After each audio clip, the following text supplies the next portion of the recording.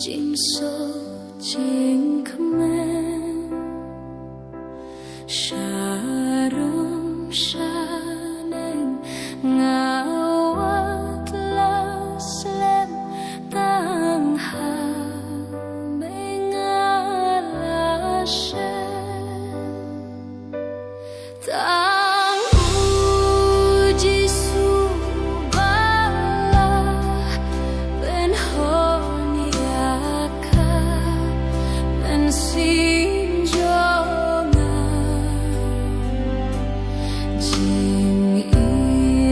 jing im jing kmen bakro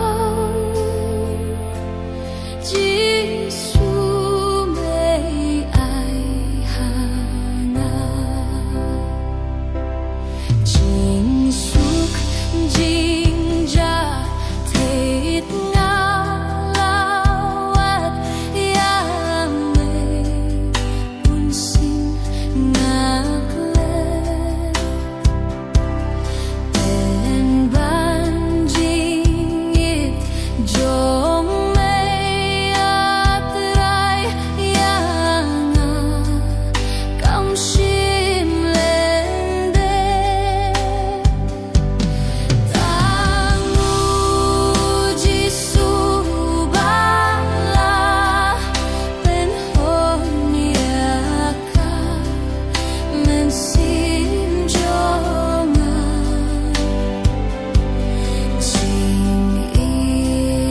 jing im jing kmen bakrau jisu mei ai hana ki ka perthei ngaladi jing siang kimlah pendu kiwai kilat ngala persyang kimya rapai eru maju banjing ngong pha pertai ngaken thai tia me trai hadu